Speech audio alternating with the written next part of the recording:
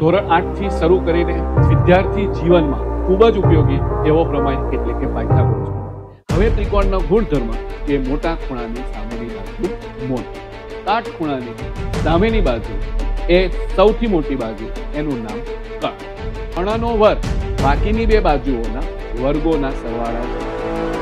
કે તમને 3 અને 4 એમ બે બાજુ આપી દીધી છે તો તમે આ ગણ્યા વગર પણ બોલી શકો કે 5। હવે આનાથી બી એક વધારે રહસ્ય કહું કે દાખલા તરીકે આ 3, 4, 5 નામની ત્રિપુટી છે, રાઈટ? ત્રિપુટી। હવે આને હું કોઈ પણ ધન પૂર્ણાંક સાથે ગુણીને અસંખ્ય ત્રિપુટીઓ બનાવી શકું।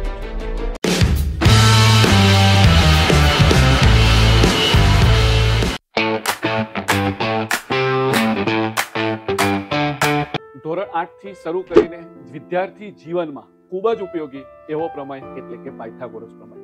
હાલ એ સિલેબસમાં નથી, પરંતુ એની ઉપયોગિતા 8મા ધોરણથી શરૂ થઈ જતી હોય છે। તો વિદ્યાર્થીઓની આ મુશ્કેલીને દૂર કરવા માટે નૈનેશભાઈ બી પટેલ સજાનંદ એજ્યુકેશન દ્વારા આ વિડીયો તમારી સમક્ષ રજૂ કરવામાં આવે છે। આ વિડીયો મળે કે તરત જ તમે તમારા સ્નેહીજનો સાથે એને વહેલામાં વહેલી તકે શેર કરી એના અભ્યાસમાં સરળતા રહે તે માટે વહેલામાં વહેલો પહોંચાડશો। અને આ ચેનલ પર જો તમે નવા હો તો તેને પહેલા ચેનલને સબસ્ક્રાઇબ કરી દેજો। તો આવો સ્ટેપ બાય સ્ટેપ આપણે સમજીએ પાયથાગોરસનો પ્રમેય।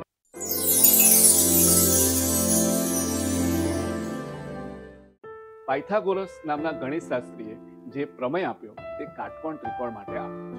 તો એ કાટકોણ ત્રિકોણની સામાન્ય આપણે સમજૂતી પહેલા લઈશું। સર્વપ્રથમ કાટકોણ ત્રિકોણ એટલે શું તે આપણે સમજીએ। ત્રિકોણ હોય એમાં 3 બાજુઓ હોય અને 3 ખૂણા હોય। જે ત્રિકોણમાં 3 ખૂણા પૈકી એક ખૂણો કાટખૂણો હોય એટલે કે 90 અંશનો હોય તેને કાટકોણ ત્રિકોણ કહેવાય। કરેક્ટ? સારું।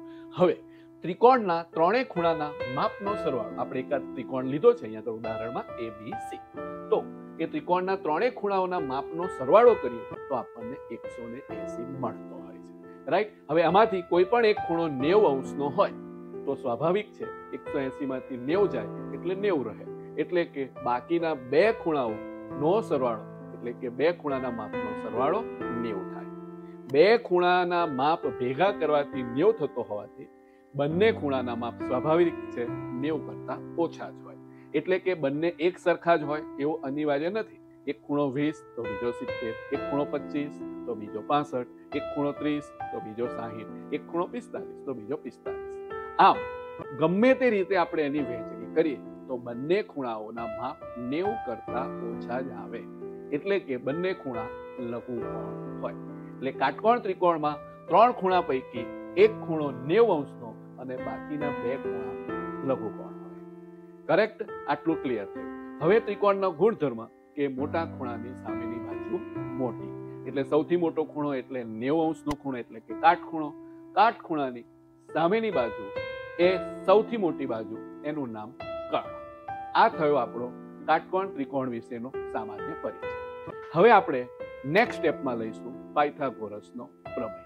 હજુ ચેનલને તમે સબસ્ક્રાઇબ ના કરી હોય તો પહેલા સબસ્ક્રાઇબ કરી દેવા વિનંતી છે, કેમ કે આવા નવા સારા વિડીયો તમને મળતા રહે, રાઈટ?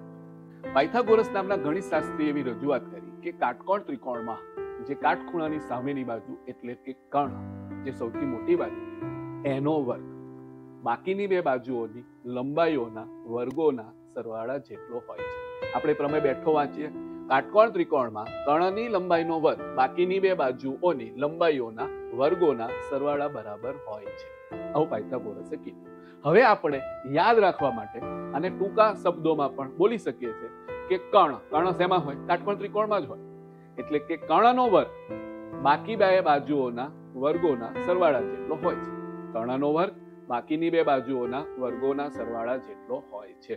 કર્ણનો વર્ગ બાકીની બે બાજુઓના વર્ગોના સરવાળા જેટલો હોય છે। સો સિમ્પલ, ઓકે, ડન। હવે આપણે એને પ્રેક્ટિકલ એક ઉદાહરણ લઈને સમજીએ। દાખલા તરીકે મને એવું કીધું છે કે ત્રિકોણ ABC માં B કાટખૂણો છે। તમારે પહેલા કાટકોણ ત્રિકોણની આકૃતિ દોરી નાખો, ત્યારબાદ જે ખૂણો કાટખૂણો આપ્યો હોય એ એના યથાસ્થાને મૂકી દેવાના, અન્ય બિંદુ તમે ગમે તે ક્રમમાં મૂકી શકો। કરેક્ટ? હવે કાટખૂણાની સામેની બાજુ એટલે AC square is equal two AB square plus BC square. Correct થઈ ગયું? બીજું એક ઉદાહરણ સમજીએ કે ત્રિકોણ PQR છે, એમાં મને ક્યુ કાટખૂણો કીધો છે તો એની સામેની બાજુ એટલે કે PR square is equal to PQ square plus QR square. કર્ણનો વર્ગ બાકીની બે બાજુઓના વર્ગોના સરવાળા જેટલો હોય. હવે એનાથી ઊંધું કોઈક વખત દાખલાઓમાં એવી સિચ્યુએશન આપી હશે કે ત્રિકોણ એબીસીમાં AC સ્ક્વેર બરાબર AB સ્ક્વેર વત્તા BC સ્ક્વેર જેમ કહી દીધું તો 100% એ ત્રિકોણ કાટકોણ ત્રિકોણ હોય અને આ જે AC છે AC એની સામેનો ખૂણો કાટકોણ થાય. હવે આકૃતિ દોર્યા વગર પણ તમે કરી શકશો કામ. કોઈ પણ કાટકોણ ત્રિકોણમાં આ પાયથાગોરસનો પ્રમેય એપ્લાય કરી શકશો. દાખલા તરીકે આ AC કર્ણ છે, રાઈટ? તો હવે કોણ બાકી રહ્યું? A અને C આવી ગયા, કોણ બાકી રહ્યું? B. તો B જ કાટખૂણો હોય. આટલું તમારે યાદ રાખવાનું. હવે આને પાયથાગોરસનો પ્રતિપ્રમેય કહેવાય કે કોઈક ત્રિકોણમાં કોઈ એક બાજુનો વર્ગ બાકીની બે બાજુઓના વર્ગોના સરવાળા જેટલો થતો હોય તો તે કાટકોણ ત્રિકોણ હોય. ક્લિયર આટલું? હવે આપણે આના થોડા એક્ઝામ્પલ એટલે કે દાખલામાં કેવી સિચ્યુએશનો આવે અને આપણે કેવી રીતે એનો ઉપયોગ કર્યો એ એકદમ સરળ ભાષામાં સમજીશું. અને હા, તમારા સ્નેહીજનોના ઉજ્જવળ ભવિષ્ય ખાતે આણંદ ખાતે નૈનેશભાઈ બી પટેલ ટ્યુશન ક્લાસ જે વર્ષોથી ચાલી રહ્યા છે તેનો સંપર્ક કરી શકો છો, તથા વિદ્યાનગર ખાતે ગુજરાતી મીડિયમ માટે સજાનંદ ક્લાસીસ અને ઇંગ્લિશ મીડિયમ માટે સજાનંદ ઇંગ્લિશ એકેડેમીમાં તમે સંપર્ક કરી શકો છો. તથા હવે આણંદ અને વિદ્યાનગરની મર્યાદા રહી નથી. અમારી ઓનલાઈન એપ જેની લિંક અમે આ વિડીયોની નીચે મૂકેલી છે, નૈનેશભાઈ બી પટેલ સજાનંદ એજ્યુકેશનમાં, એમાં અમારા ક્લાસમાં જ ભણાવતા એવા ખૂબ જ ઉત્સાહી શિક્ષકો દ્વારા તમે ત્યાં ગમે ત્યાં છો, જ્યાં છો ત્યાં બેઠા તમે એનો લાભ લઈ શકો છો. એના માટે આજે તમે અમારી એપને ડાઉનલોડ કરી લેવા વિનંતી છે.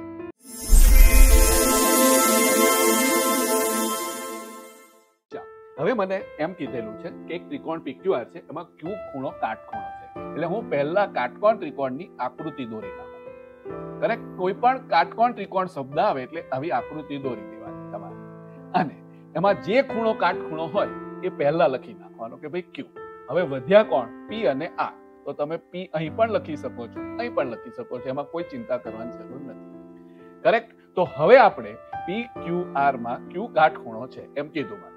સરસ લખ્યું. PQ કહે છે કે મારું માપ 3 છે, QR કહે છે મારું માપ 4 છે, તો કહે છે હવે PR શોધો. કરેક્ટ? આગળ આપણે એવું સમજીશું કે તમને 3 અને 4 એમ બે બાજુ આપી દીધી છે તો તમે આ ગણ્યા વગર પણ બોલી શકો કે 5. એવી આપણે પ્રેક્ટિસ તમને આગળ વિડીયોમાં શીખવાડીશું. એના માટે તમારે છેલ્લે સુધી વિડીયો જોવો પડશે. કરેક્ટ? તો હવે આપણે પ્રમેય લખીએ કે કર્ણનો વર્ગ PR સ્ક્વેર બરાબર બાકીની બે બાજુ PQ અને QR એના વર્ગોના સરવાળા જેટલી છે. કરેક્ટ? ઓકે. હવે કોણ આપ્યું છે મને? તો કે PQ આપ્યો છે 3, 3 નો વર્ગ. QR આપ્યો છે 4, 4 નો વર્ગ. 3 નો વર્ગ અને 4 નો વર્ગ 9 વત્તા 16 એટલે થશે 25. 25 એટલે 5 નો વર્ગ. કોના બરાબર આવ્યું? આ PR સ્ક્વેર બરાબર. માટે PR આપણે કહી દઈશું 5. અહીં ખૂબ જ સારી ભાષામાં અહીં પણ ગણીને આપેલું છે. આમ 3, 4, 5 ને પાયથાગોરસની ત્રિપુટી તરીકે ઓળખાય. પાયથાગોરસની બેઝિક ત્રિપુટી 3, 4 અને 5. હવે આ તમારે પાક્કું કરી દેવાનું કે 3, 4, 5 એ પાયથાગોરસની ત્રિપુટી. હવે કોઈક વખત તમને એમ આપ્યું હોય કે ત્રિકોણની બે બાજુઓના માપ કાટકોણ ત્રિકોણની બે બાજુઓના માપ 3 અને 5 છે, એટલે ઓટોમેટિકલી ત્રીજી બાજુ 4 જ હોય. આ પ્રોસેસ કરવાની જરૂર નથી. કરેક્ટ? હવે આપણે બીજી સિચ્યુએશન સમજીએ તે પહેલા એક બીજી વાત કહી. હવે મારે આકૃતિ બી ના દોરવી હોય, આકૃતિ મારે આ દોરવી નથી અને ડાયરેક્ટ આ સૂત્ર લખવું હોય એની તમને ટેકનિક શીખવાડી દઉં. જો શું કરવાનું કે મને એવું કીધું છે કે Q કાટખૂણો છે, તો જે Q વગરનું હોય એ કર્ણ હોય, એટલે કે PR નો વર્ગ. તમારે લખવાનું PR નો વર્ગ, મોઢે જ લખવાનું, આકૃતિ દોર્યા વગર.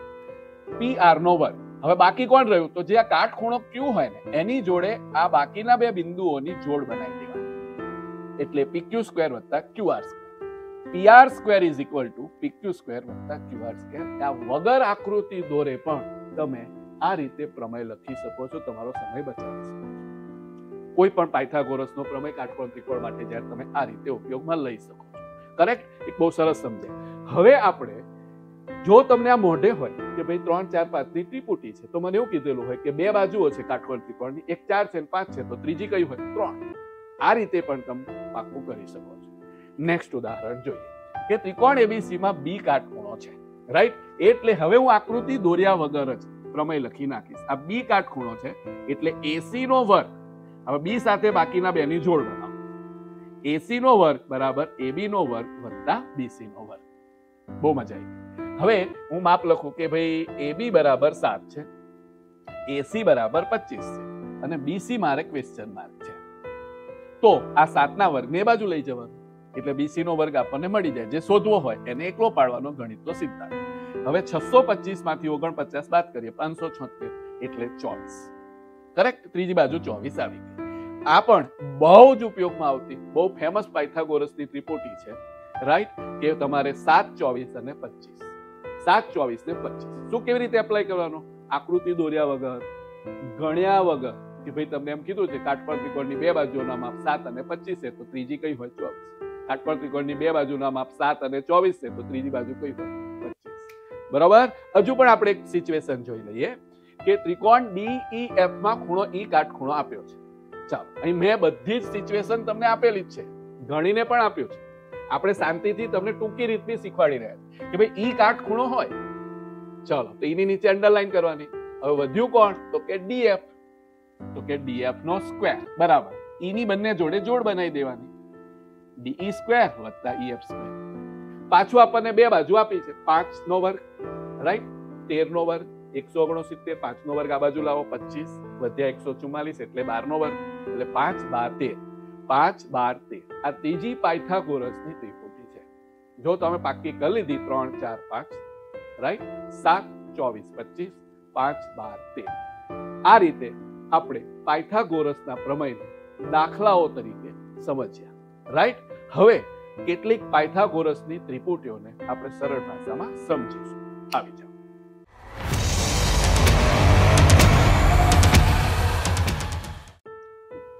હવે આ 10 પાયથાગોરસની ત્રિપુટી બહુ ફેમસ છે. આ 10 છે, એમાં પહેલી 5 નો ખૂબ જ સરળ રીતે અને મેક્સિમમ ઉપયોગ આવતો હોય છે. જો તમે આ પાક્કી કરી નાખી અને આ 3 માંથી આ 3 દાખલા તરીકે છે 8, 15, 17 ની પાયથાગોરસની ત્રિપુટી છે. હવે કોઈ કાટકોણ ત્રિકોણની બે બાજુઓના માપ 8 અને 17 આવેલા છે તો તમે ડાયરેક્ટ ભૂલી જાઓ 15.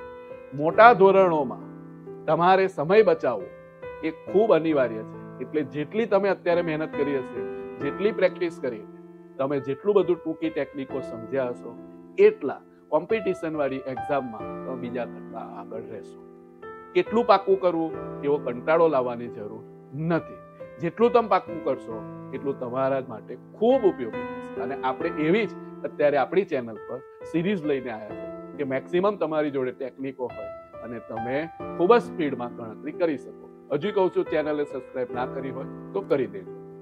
હવે આનાથી બી એક વધારે રહસ્ય કહું કે દાખલા તરીકે આ 3, 4, 5 નામની ત્રિપુટી છે, રાઈટ? ત્રિપુટી છે. હવે આને હું કોઈ પણ ધન પૂર્ણાંક સાથે ગુણીને અસંખ્ય ત્રિપુટીઓ બનાવી શકું છું.